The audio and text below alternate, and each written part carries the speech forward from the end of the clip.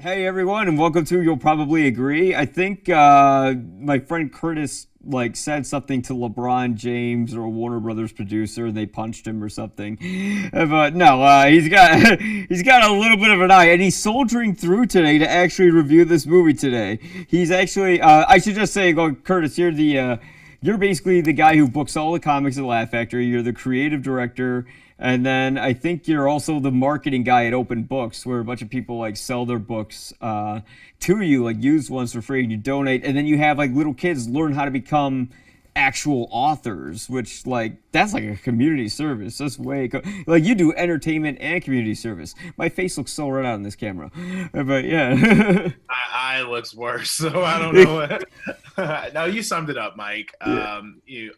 I'm the general manager, director of operations. Whatever I can do for you, that's who I am for Laugh Yeah. Factory Chicago.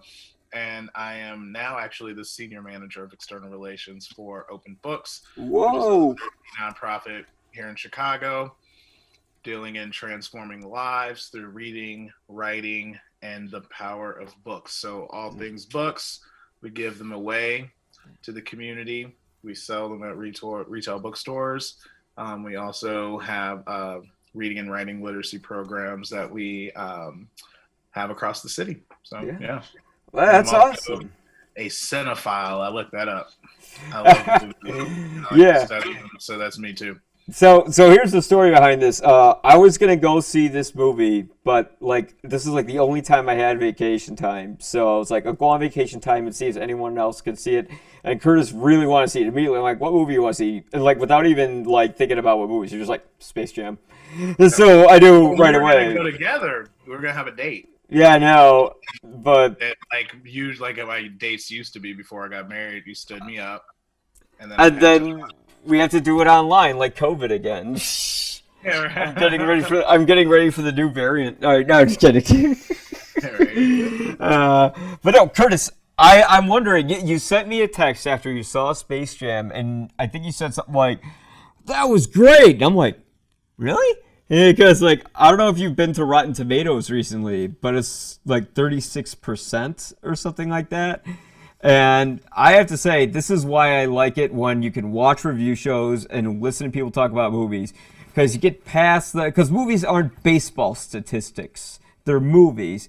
And from that, it sounds like you actually might have liked it. I don't know. Or was it just kind of like the I was elation? definitely riding on the high of just watching a highly anticipated movie. You know, like something you just really were looking forward to seeing, Yeah. whether you wanted it to happen or not. Like, did I want another Space Jam? No.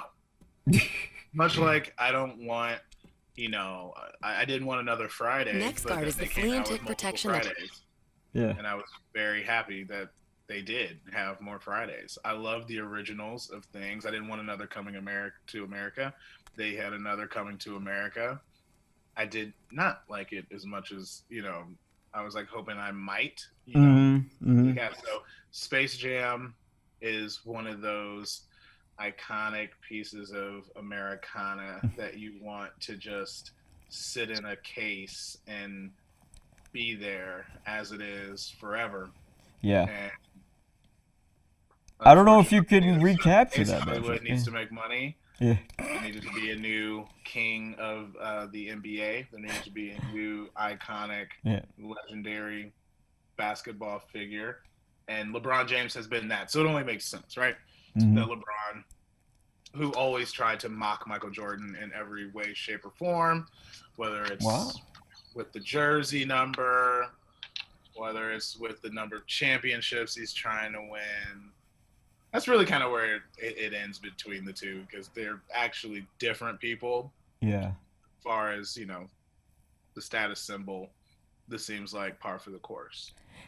So yeah, when I texted you, I was right as I walked out of the movie theater and was kind of thinking about it. I was like, you know what? It actually wasn't bad, and that's what I was hoping. And even if it was going to be better than Space Jam One, I Yeah. would never give it the credit because of nostalgia. You just can't compare those two pieces of time, right? Like I Mm-hmm. can't go back to the late '90s mid to late 90s. I forget when Space Jam actually came out. Yeah, And yeah. Yeah, a youth compare that to this. yeah, You know what I mean? Like, yeah. I know we're gonna get into like more detail, but like my knee jerk reaction right after was pretty good. Huh. Now, what about? Because I know I was concerned. Like when I saw the trailer and everything, like basically looked like it was Ready Player One, straight up on crack. I was like, oh no, what are we going to get here? But luckily, it sounds like it was good. I'm wondering, how did it work? How did like an animation style of this nature blend in with the 21st century? Because there has been countless comparisons to something like Ready Player One. So, was there something in the style that made it stand out where it didn't feel tacky or anything like that? Because that's what I was worried about. Like, I It just, was it was very yeah, tacky. It was very tacky. It was right, very busy. It was very in your face with special effects, reanimation. I mean, even the scene that there's a kind of a quick clip there of yeah. when Don Cheadle's character Oh yeah, anamorphs everyone from like the traditional like 2D like character into a very Pixar version of themselves. Basically, if the Looney Tunes were in a Pixar yeah. movie, and so they all slowly transform into it. Um, I actually Huh. thought that that was a little bit of foreshadowing Hmm. from Warner Brothers. They also the difference I feel between the first Space Jam and this Space Jam was the incorporation of the entire universe of like Warner Brothers, like every Right. Disney, everything Warner Brothers was included in this movie, which I feel the first one was like solely focused on like the main characters of the Looney Tunes kind of universe. So he, storyline a little different. The stakes were a little different, obviously, where I think, the Michael Jordan Space Jam was solely focused on, you know, saving the tunes. And Yeah. this was a little bit more focused on like family, Yeah. um, you know, the the migration from like uh, the generation that's like now like before me Mm-hmm. or after me, um, focusing less on sports and more into kind of like STEM, um, Mm. and not really being beholden to athletes as icons and more of like the Steve Jobs as Mm. icons. I saw kind of like a trend line there, um, but what I actually did like, and unfortunately I can't compare because they didn't give Mm.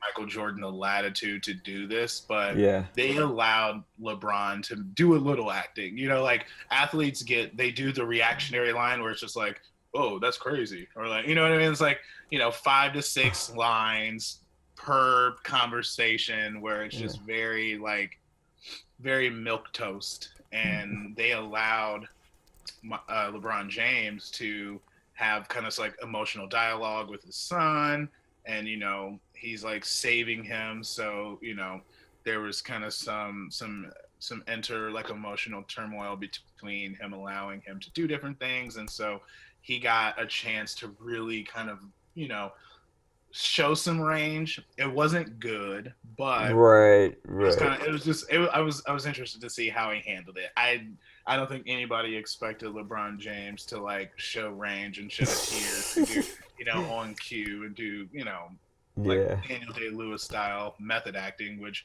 he played himself, so there's not much method acting to it. But Yeah. he was allowed that, and I don't think they didn't get Michael Jordan didn't get a chance. Whether he wanted to do it or not is like one thing, but that was something that I thought was kind of cool about this. There was a ton of references to the old Space Jam, enough to where like the older crowd can stay engaged. Mm. There was definitely a ton of LeBron James references to his like real world basketball career.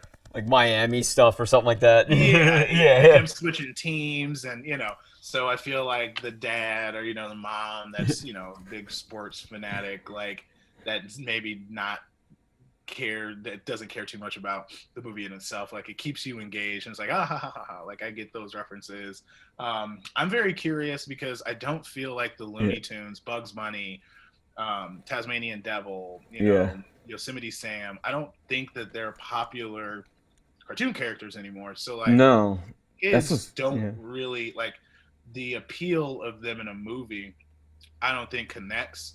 I think it's still a movie that's for the adults, but it is a kids movie, so they're gonna be interested. The kids are gonna be interested, but I don't think. I think it gives parents an opportunity to like kind of show their children like who they were, who they loved growing up, and and kind of in that very same way it gives the kids an opportunity to be like, hey, this is some of the stuff that I'm into coding, I'm into video games, obviously I'm into technology in this sense. So I think it's actually a learning lesson for both demographics.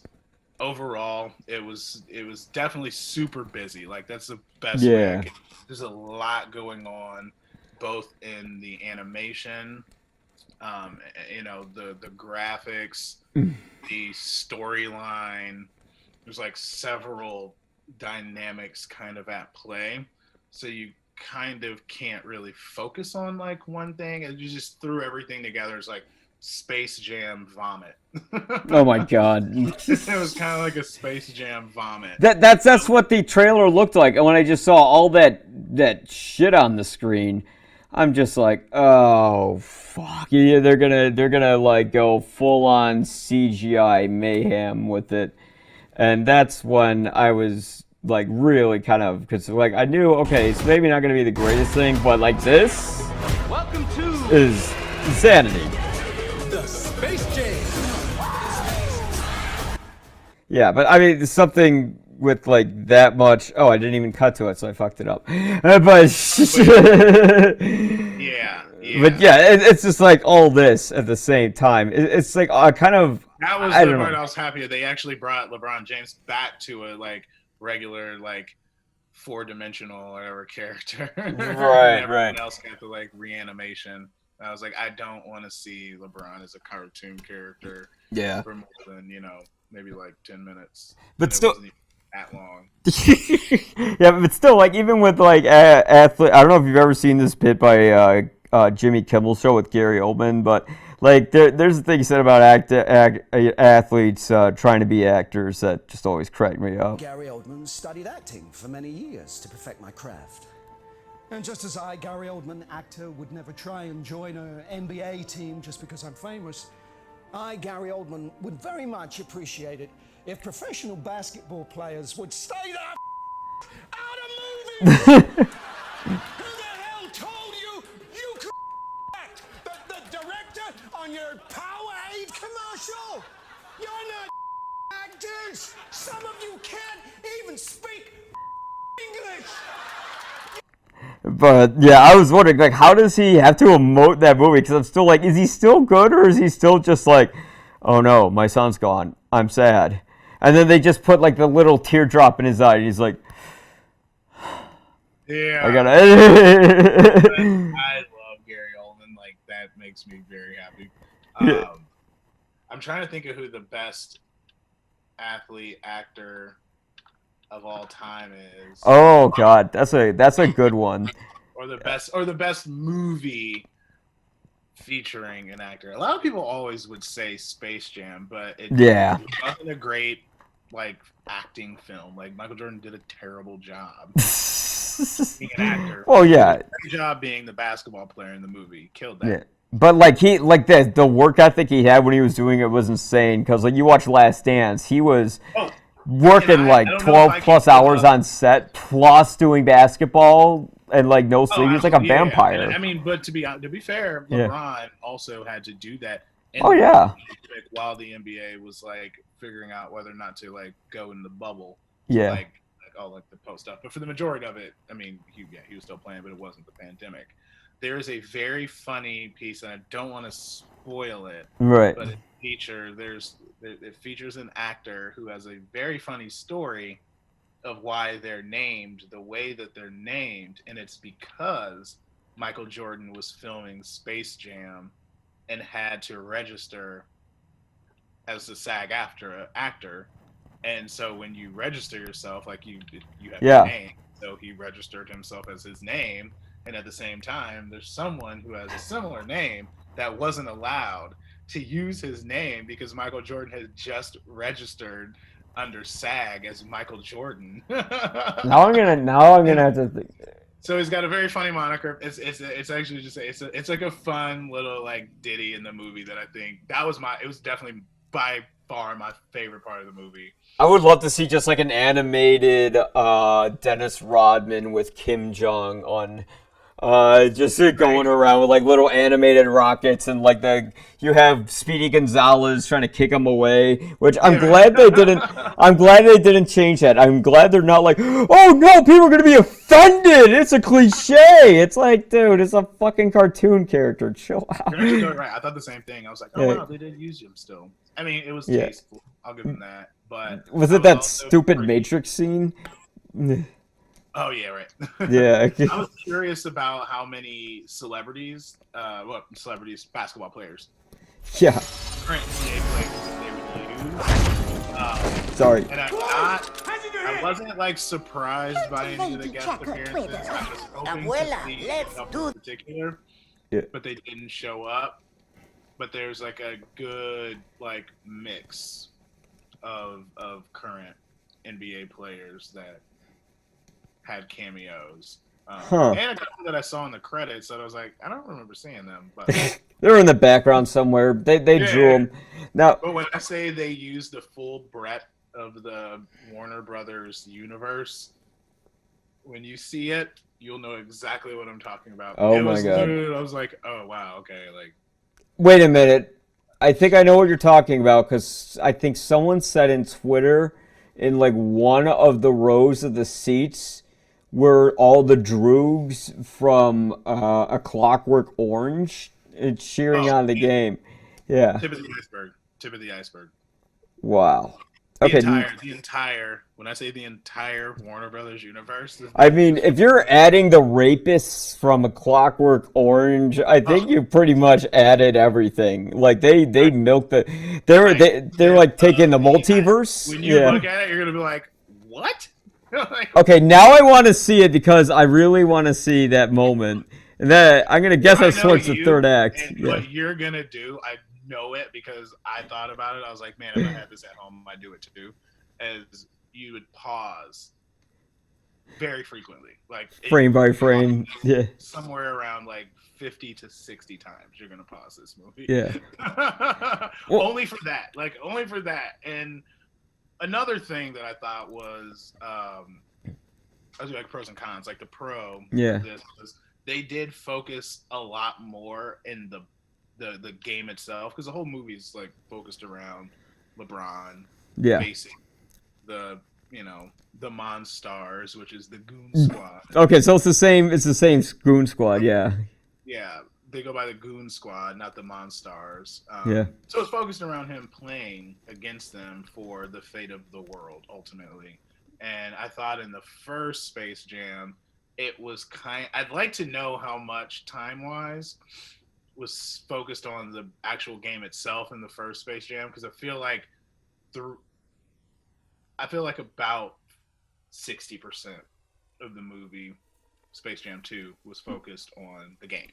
And I felt like the first one, it was more the inverse, like 40%. It was like focused on the actual game, and they got to be a little bit more creative, obviously, with technology being significantly better now. There's kind of some animation that like the creative license that they took in the game was was a lot. Oh my god.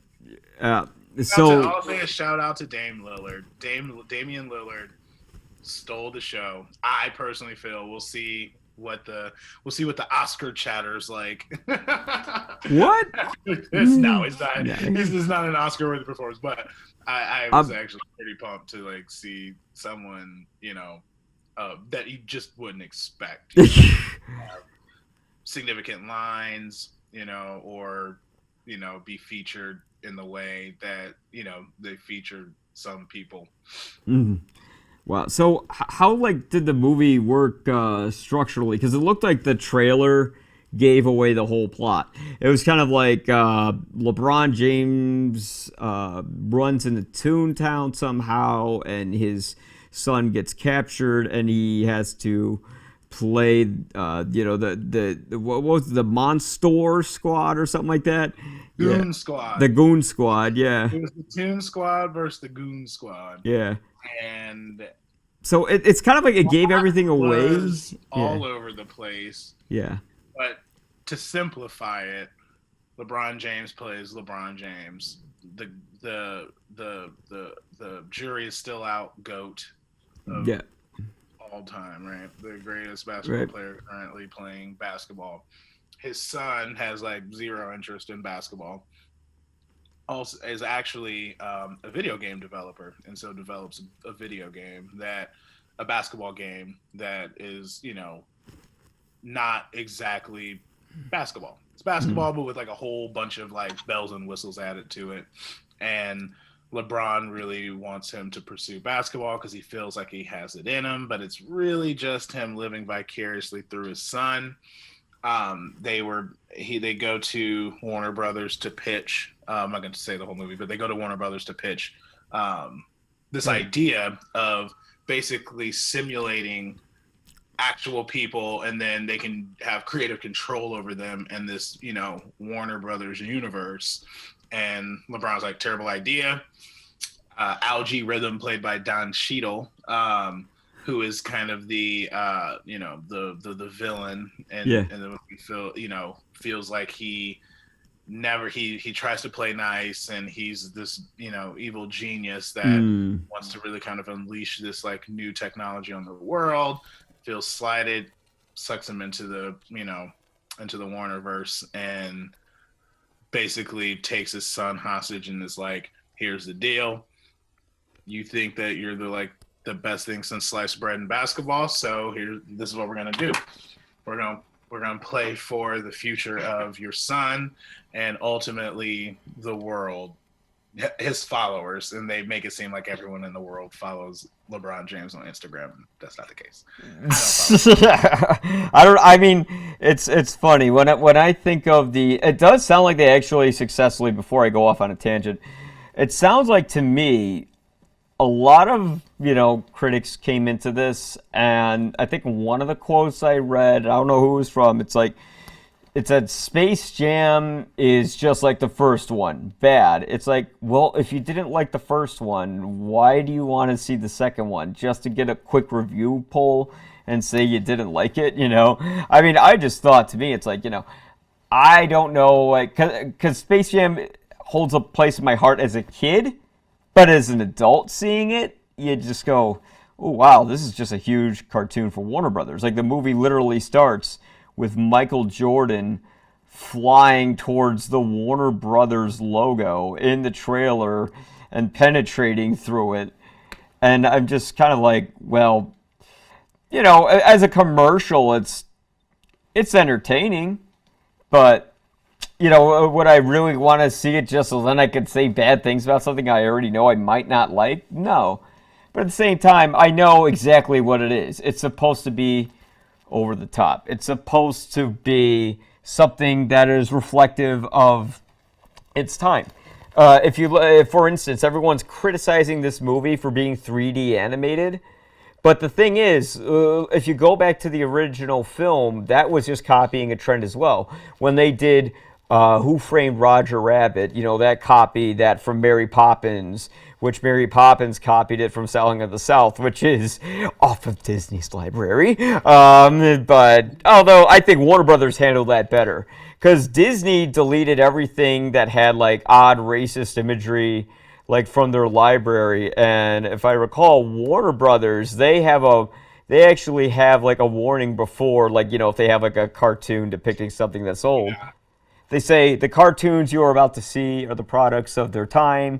They may depict some ethnic and racial prejudices that were commonplace in American society. So they're basically just saying, hey, we know this is wrong.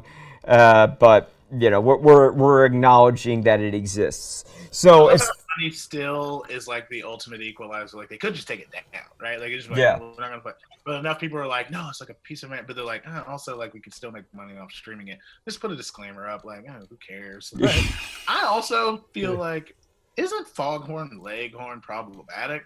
I'm like, who is he really supposed to be, right? Because if you allude to the fact that Foghorn Leghorn might be black, then that is problematic. But if you just say he's just a rooster, it's like, okay, like I never even thought of him as Jim Crowish, but okay. No, I didn't even think of him as black. I thought of him as who is that guy? He ran for president, and he was also in Die Hard 2. And he was like this fat, bald Republican guy. And he always talked about it. Yeah, he sounded just like that guy. I always just pictured him when he talked. Yeah, you're actually right. Like black troll. Yeah, but it's funny. I mean, when you think about it, you also have the scene in Dumbo with the crows who were kind of like that. But I'm reverting to this point because the first movie that used 2D animation with live action was Song of the South, which then went to Mary Poppins, which then went to Who Framed Roger Rabbit, and then Space Jam went, well, we should do one of those, and we could sell that with Michael Jordan, and here's this here's this vision that we could do, and they made it work. So this one's kind of doing the same thing as the first one, except I think everyone's onto the concept. So now they're sort of neglecting it, where instead of like kind of walking in with an open mind to see maybe what it is, because they're saying, oh, well, it's ripping this off. It's like, well, Space Jam ripped off movies too. Like, what are you talking about? Yeah, I mean, the concept of that is definitely not. I mean, no one necessarily reinvented the wheel. I thought what Space Jam 2 did was take that to the next level, albeit busy and very kind of like animation vomit too, But like I said, I think it is a foreshadowing for what we will see, a rebirth of kind of some of the older characters that we grew up to know and love in a what I can only refer to as like a Pixar world. So to see Bugs Bunny with fur that flows, and isn't static, and a Lola Bunny post third wave feminist where the whole controversy. We should have just why what's the big deal with they made her boobs smaller. It's like, what, you're horny for a cartoon rabbit? Okay, but then again, the animators knew what they were doing. Both in anyone who made her very like titular. Yeah. Shame on you. And then the person that a very titular character and was like, oh, Lola's boob. Like anyone who thought about that, shame on you. I mean, I didn't even think about it. They brought it up. They're like, they made her boobs smaller. Like, why are you upset about that? No, just like the person who, like, the end who's like, what I think we should do is definitely give Lola Rabbit a vasectomy. Like that's she's gonna identify as a man or something in this one. All right, that's not funny. Or is it? Fuck it. All right, I'm canceled now. Yay! No. We'll go down together in flames. Yeah, no. Over Space Jam 2. Nope. You make one joke and that's it. They're like, oh my god, he does. I believe it. Never mind. This is not a live stream. Yeah, no, it doesn't matter. I'm leaving it in. But no, I mean the point is, they didn't have like I was talking about this on another friend's podcast actually. Like when we're talking about how the Marvel Universe might switch all female, what they're doing right now, I like it, but I don't like it like when Disney pandered, for instance, when they had Star Wars: The Force Awakens come out and their protagonist is Rey, female protagonist. Cool, awesome. And then they had Rogue One come out, and then it was another female protagonist. And I'm like, okay. And then Battlefront 2 came out, and then it was another female protagonist. It's like, okay, now you're overdoing it. Like, get a black guy or a Mexican dude or something. Like, why are you always going towards one demographic? And guess what? Girls don't buy as many Star Wars toys. But I mean, that obviously is that's the goal, right? Yeah. but it does have to start. I think a little bit of like socio-political like talk for a second is, because having a male protagonist is so commonplace. Decades, right? Generations of male protagonists, and never really did anyone go, "Oh, it's a lot of dudes." You know what I mean? Yeah, totally. It is also it's so commonplace that male protagonists are so common that when you see 4 consecutive female protagonists, you know what I mean? It's like, it's like, where are they? Where's this coming from? It's the same way with oh gosh, what's the actor's name? He's in the Star Wars. John Boyega. John Boyega. Yeah. And then they go to China, and then they will not allow him like featured in like the posters or. Wow. I don't know. Oh, you didn't know that? Oh, gosh. No. When they, there's been a huge like kerfuffle between Lucasfilms and really just like woke culture, and the fact that they also adhered to China's request to take John Boyega off of the cover and to modify the film. Oh my God. With him not being in it featured as much as they spent billions or millions of dollars and featuring it. But I do see Lola Bunny's boobs are like the last thing, that like you gotta pick your fights or regress us for that matter in society, if that's the beauty standards that they want to portray an agenda to young women, kids, outside of the Barbie frame, Coke bottle shape, curvaceous, vivacious, hubba, cartoons, then, so be it. You talked about Who Framed Roger Rabbit, and oh my God, that's one of those things. His wife, with the red dress and the big button, and just like literally like her boobs were larger than like her entire body, right? Bigger than her face. That was their way of saying this is sexually attractive. Like this is what So if that fine. Like it didn't move me one way or the other in the film. Like I thought about it very quickly. I was like, oh yeah, that's what they were talking about. And then moved on to the next. Lola Bunny is definitely a 1B character in the film. Like the star is LeBron James, the 1A is Bugs Bunny, and 1B is Lola. Like if Bugs Bunny was not in the film, then Lola, it's Lola Bunny. And does she stand out? Is she how's her character in the movie? Is it just like, oh, okay, like she's just generic, or does she actually very powerful, super like full of character. They set her up pretty nice in the beginning. She goes through the trials for the Wonder Woman Amazon race. So Wonder Woman makes an appearance, obviously. And so like that was pretty cool, and especially after watching the epic pile of doo-doo that was Wonder Woman 1984. Oh yeah, I regret giving it a good review. I go back and I'm like, you were pandering. That's cool though. Yeah. Yes, I was. Well, here's the thing. I don't know. I think I just wanted to watch something happy because I was in a bad mood. So I'm like, oh, this movie's happy, yay.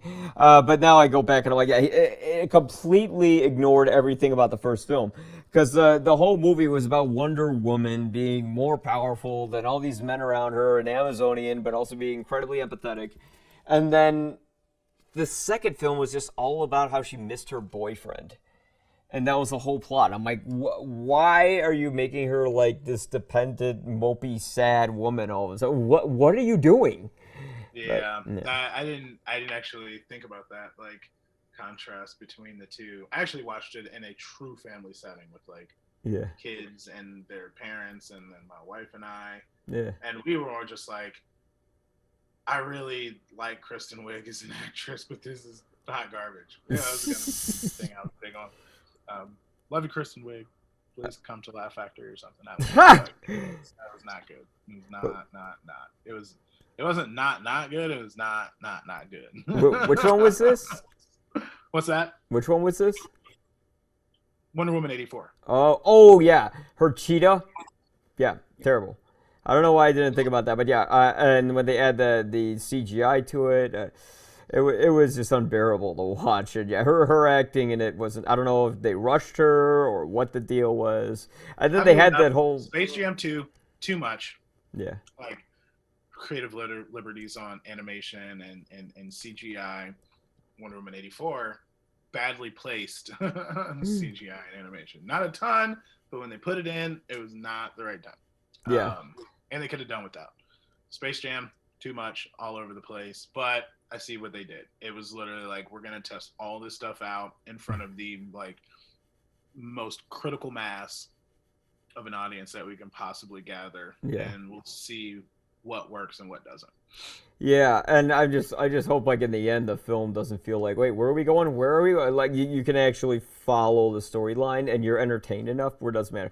Because that's really all you need to do with Space Jam is just achieve the barest of the bare minimum. You know, it's like, is it entertaining? Can the audience follow it? Do they like the characters? Great.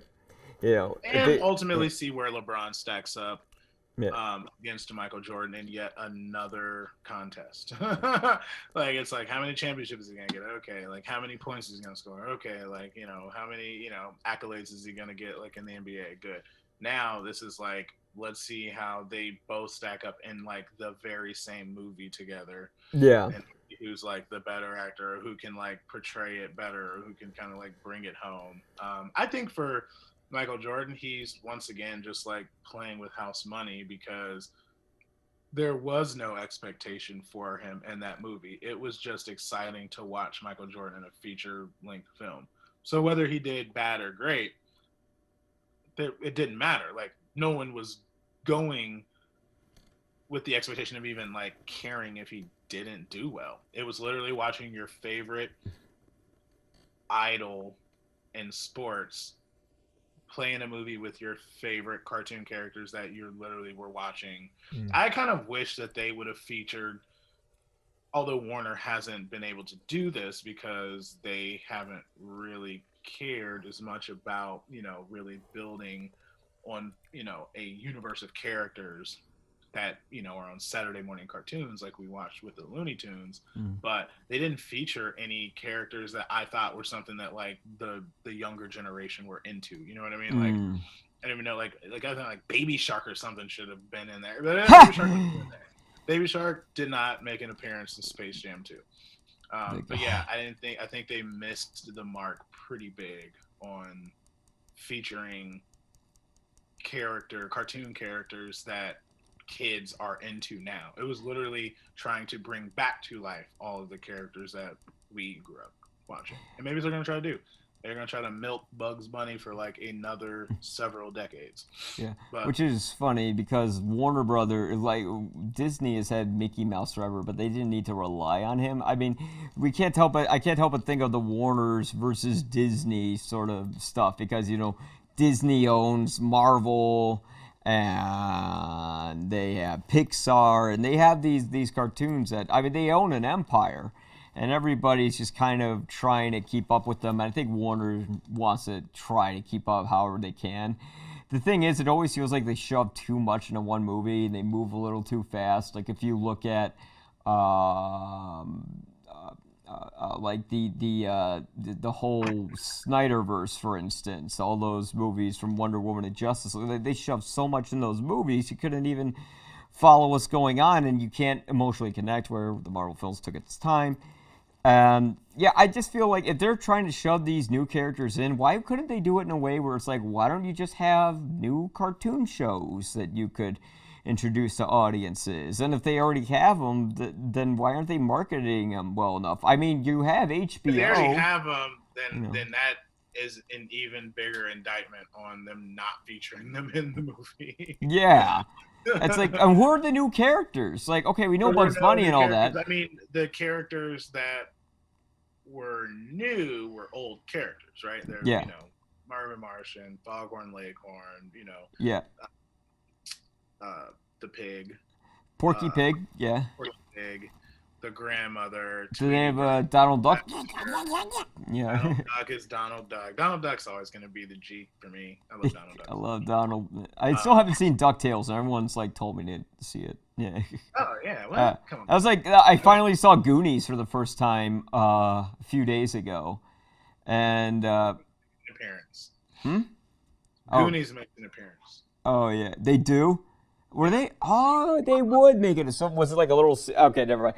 I don't want to give it away. I want to see the movie to see all the little cameos. I want the candy because that's literally what Space Jam is visual candy for the audience. There's a part where they like call a timeout or something maybe, and then they kind of pan to the Goon Squad's bench. And Yeah. Don Cheadle's character like bends down to like say something, and I was like, oh, they did that on purpose to like show who was behind him. So it's like one of those things. You'll like it. Okay. You know what? I think I'm gonna like this movie, and if you see that big 36% sticking on Rotten Tomatoes, maybe some critics need to chill out, but I might see it and I might say the same thing. So I don't know. You know. I mean, I'm one of the people too. Like, I don't know if you're sponsored by Rotten Tomatoes or anything, but Nope. I see a Rotten Tomatoes, like, for one, I don't know how their scoring system actually works. So I just think, like, I see like a low percentage. I'm like, that must be it's bad. Yeah. But then I see a high percentage and I'm like, oh, that's a really bad movie. So if the Rotten Tomato is high in percentage, then it's bad, right? Or if the good tomato is high, then Yeah. it's good. Once you hit 50%, it's like you get to the green Rotten Tomato. You get or I think actually benign, it's 59% you get to the Rotten Tomato. By 60, it goes up, you know. And yeah, I mean, was anyone really expecting to go on here and see like a Pixar level? Like even Luca has like 80-some%, and I did not like Luca, you know. And I might like this movie. Which shows, like, the nice thing about movies is anybody can walk into a theater, take 100 people to go see Casablanca, which I rewatched the first time yesterday because I couldn't follow what was going on the first time because I don't know, I wasn't really paying attention. This time I rewound a bunch of times. I'm like, oh, fuck, what did they say? You know, and you bring 100 people and have them watch Casablanca, and you ask each of them what do they think of the movie, you'll get different opinions. Some might not like it. Some might, you know. Yeah. So I watched that approximately 7 years ago. Yeah. Maybe like 6 years ago. And Right. I was with some girl that I liked. Right. And I was like, oh, I never watched Casablanca. She's like, oh God, we gotta watch it. And I was like, oh, I never watched Sound of Music. She's like, okay, we're gonna watch Casablanca. We're gonna watch Sound of Music. And I watched both. Love Sound of Music. Casablanca, super whack. No, you didn't like Casablanca. Okay, it's funny. Like, I'm watching it. I'm like, I could definitely see the hype behind it. I love the pacing. I love how the camera goes around Ricky's club. I think his name was right, or Rick's club or something like that. And Bogey's club. And I loved how they really had an energy to it. It was a little cheesy, some of the love story stuff. Like, how many times could he say, "Here's looking at you, kid"? I think he says like 4 times in the movie, and I'm like. We get it, dude. You want this to be a famous line, and you got it. One time, like not too long ago, I like made this this phrase up, and we're all sitting at the club, and somebody said something and like teed it up perfect for me to say it, and like I said it, but like it was like kind of loud, and like other people were talking, so like no one heard me. Oh. So then like it happened again where they said something that teed it up, and so I said it again. And it's the same thing, kind of like, you know how it is in like the upstairs part, super loud, like multiple conversations going on, but like talking together. So that was the third time, and I say it again, and the one person that heard me all 3 times was like, "Dude, like it's not gonna be a thing. Like just like I heard you. It's not." That reminds me of the Here's Looking at You. If there was somebody who could have been at the Bogies Club that was just like, "Hey, Humphrey, or Cary Grant, whichever one it is. Yeah. Hey, no. It's not going to be a thing. Stop saying it. She won't like it. I promise." He's like, Yeah. Okay. Right. She wanted to leave him, but yeah. I mean, and then it's just funny when you watch the contrast in performances of those movies. Like everyone just takes terrible news just so well. It's just like he died, and he's just like, "Oh, it's unfortunate for him," and then he just smokes a cigarette, and walks away. You're like, "Are you fucking kidding me?" Yeah. Hitler killed 380 million Jews. Yeah, exactly. Oh yeah, that guy did escape from the who was it? Fuck, I can't remember his name at the top of my head, but Yes, he was trying to escape from his ex-girlfriend's wife's husband was going to the place, but I can't remember his name now. But yep, it's like, oh, I escaped from the concentration camp. It was terrible, and it was just like, what? Like people just take horrible news just so well, and then all of a sudden, though, but if you watch like Japanese films, like everyone reacts to everything so Very over the top. devastating, like, Yeah. But yeah, but I like hey, how yeah, this. Uber's here. I'm like, You know, they all start going, yeah. Which hey, I love that. There's so much energy to that you don't find in American cinema. You know, they're all just kind of deadpan for a certain period of time. But if you were to rate Space Jam: A New Legacy out of 4 Guinnesses, what do you think you'd give it? 2.5 Guinnesses. Ooh, so it's not a good review. All right, 2.5 out of 4. So, all right.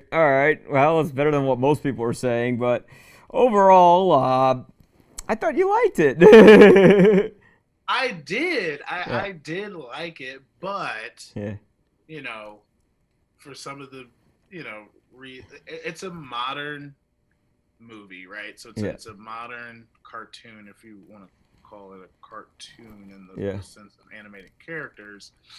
The storyline was like at its bare bones was like intact.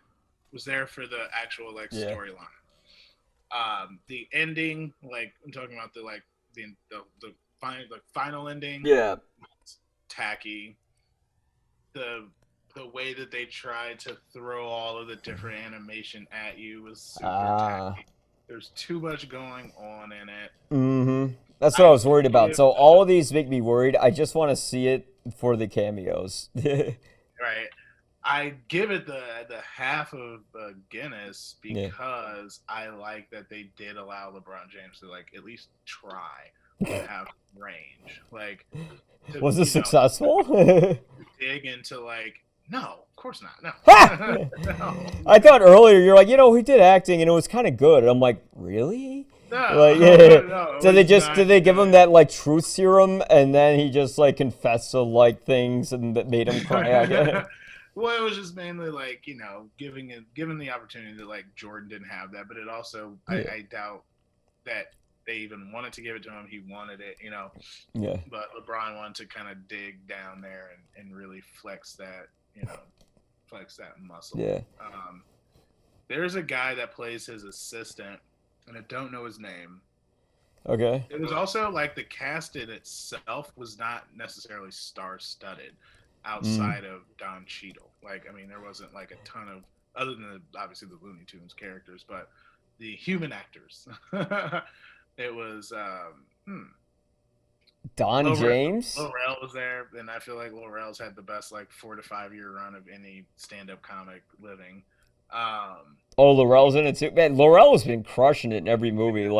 I remember when I saw Judas and the Black Messiah early, I just kept telling you, man, you're going to love his role. You're going to love his role. I just kept wanting to say, put it in his drink, make him sleepy. But I didn't want to say it before you saw it. No, it was, so the half is for taking the chance. Mm-hmm. If not, it was a very milquetoast kind of plot and movie, but they threw everything and the kitchen sink at you with special effects. Yeah. So, for me, I think I would check it out because I'm curious. It's a bit not like Cats that bad, but I'm just I really want to see. Oh, it's better. Yeah, way better than Cats. Yeah, Cats is just. One of my friends, Ian Simmons, actually likes it and stands up for it. Cats should have been an animated movie completely. But so you prefer that it would take the 3D style rather than just doing the same thing again and making it 2D? They have to. Yeah. They have to. That's just where we are, right? If you're gonna take a classic that is a time capsule, and where technology and special effects were at that time, you have to amplify it, right? You got to put in this like sauce that we have now and this like Pixar type world. And I haven't seen Warner do that in a way that, you know, Pixar really is, you know, been leaps and bounds and taking animation to like a very realism, you know, like type of environment. So to see that, it's like, oh, if they were to do that for a full feature length film, like I could fuck with it, but do that and not jump back and forth and then throw in the 2D again and then like, okay, here's some human, you know, like it was just like, it was too much of a mixed bag. Well, what really set me off is, and I hope this works, but there is like this clip here that was, isn't this like outdated as The Matrix? Really? Wow. Hold on, can you do it again? There it goes. Hands in your head! Can't a lady check her Twitter? Abuela, let's do this. What's happening, Like- bro? So, I mean, it's like, what year is this? Like, this is such an outdated reference, and that's like one They thing make that just a kinda they make an threw me MC off. Hammer reference, and that threw me off. I was like, whoa. I was like, even I was kind of like, ooh. Even I want to know. I'm like, who? I mean, Jesus. I remember that, like, the most B movie star thing I ever did was dance on the stage with Vanilla Ice, which was just, all my friends around me When were. was this? He was performing sometime in, oh God, I don't know the year, but it was definitely a few years before, like, I knew you, and he was in Lakeview, and they closed off, like, an area for, like, this little concert thing. My buddy's like, you want to see Vanilla Ice? I'm like, all right, and at one point, he was singing Go Ninja, and I jumped up on the stage with him and danced. Oh, I danced with him. Go Ninja, go. Yeah, and, like, all my friends I just saw walk away when I was doing that. You haven't talked to him since. Nope, I haven't. I'm like, all right, fine, you're not cool. That would have been. It would be even funny if it was like a child, Mike Crowley, that like in like the height of like Ice Baby got to like go on stage with Vanilla Ice and like. Oh my God, just a little kid me. See, that's what I remember about Space Jam. I saw Space Jam in the theater as a kid. I think with like my dad or something. Which, I mean, I feel bad for my dad. I took him to so many bad movies as a kid. I think I took him to Tomb Raider, and then I took him to Mortal Kombat Annihilation, which I think half the time the movie just walked. It was for my birthday. A bunch of kids were there, and half the time he just walked outside. He was just like having cigarettes. Yeah, he didn't care. He did the same thing with like Return of the Jedi. I knew it was that one because I'm like, what do you remember about that movie? He's like, I remember just smoking cigarettes and there were like teddy bears or something. I'm like, okay, that's Return of the Jedi. But yeah, this one I feel like I don't know if they could have. In my opinion, what would have been more impressive instead of going, oh, let's amp up the degree, let's bring in the big video. What if they said, no, let's actually slow down, focus on a story. And maybe not try to say something because it's fucking Space Jam. Like, what are you gonna say? But I was glad that they didn't say anything. Yeah, like, what statement are you gonna make? Like, oh, we idolize athletes too much. Well, you can't say that because your whole movie's a commercial for yourselves. When you're The brand placement in the movie was like of epic proportions. It's like you might as well have gone. Symbol, like the L, and Yeah. the J. Whatever it is, Wow. was everywhere. And I didn't think about it until the very end because he's like holding a ball, and the way he's holding the ball, like the LJ is like right there. He's like turns around, he's like, "Hey," and it's just like the ball is like, I've seen that fucking logo the whole time. I know what it is now because I've seen it so much in this movie that now I've like realized that it's an L and a J that like makes a crown for like the king, but it's like LeBron James and it's a crown. And I was like, damn, you did it. Like you got me thinking it. Like, Yeah. congratulations. Yeah, well, that's what I think as a giant commercial. I don't know if it's a success or not.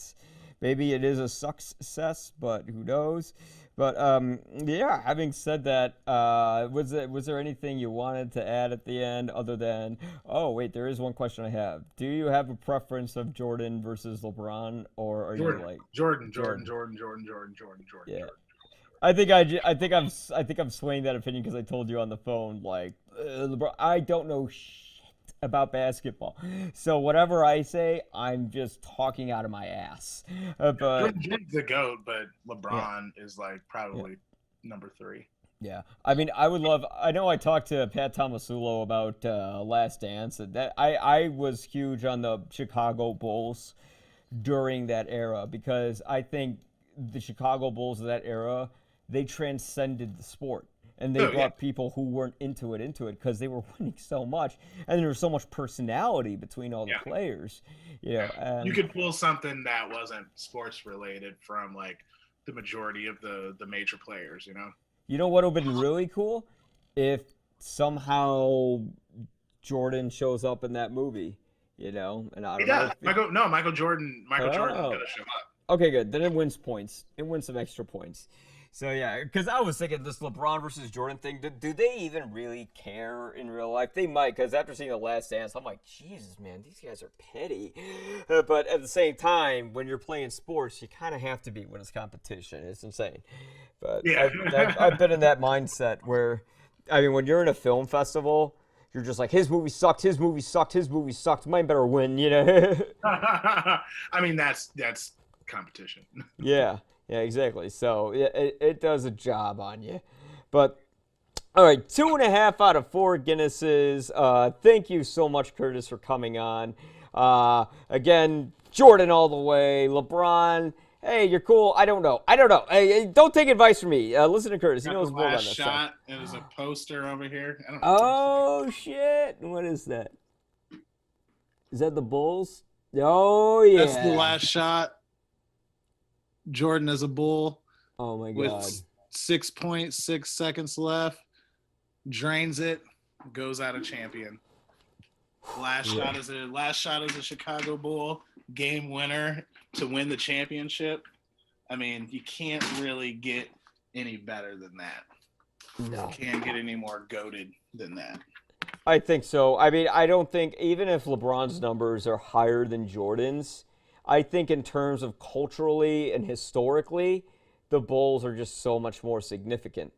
Oh, yeah. It's not even, that's not even close. Yeah.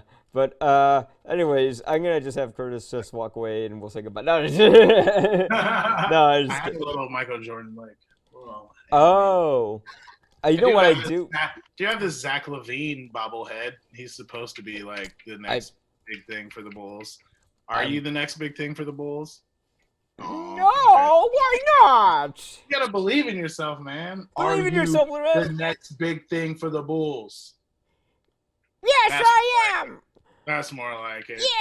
Yeah. Now I just feel like I'm talking to my nephew or something, doing baby voices. But yeah, actually, I didn't want to because I don't want to gross out the audience. I'll try to. But I have Toon Squad.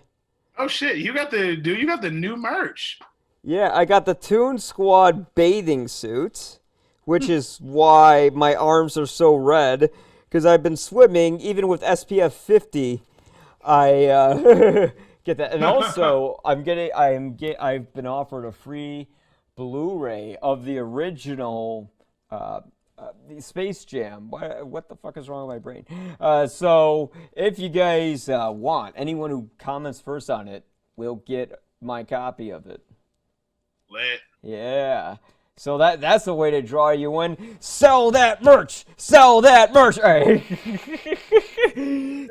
Curtis, thank you so much for coming on. Where can we find you? You can find me at Curtis Shaw Flagg on everything, but don't follow me on social media. Follow the Laugh Factory on social media. Don't spam his inbox. At Open Books LTD, and my wife is calling me. Oh, so having said that, well, guys, we'll see you later. Knowing that I have a thing that I'm doing right now. No, that's okay. We'll see you guys later, and remember to check out all my written reviews, my podcast stuff, which I have a lot of podcast stuff to upload, a lot of backlog stuff, a lot of my live plays while talking about the Bad Batch, basically. But guys, content, as you can see, is coming. I will not tell you the rate as to which because I do not want to make any empty promises. But having said that, thanks for coming on, Curtis, and seeing this movie for me. And I'm glad you enjoyed it. And remember, folks, to like, subscribe, all that good stuff. And we'll see you later.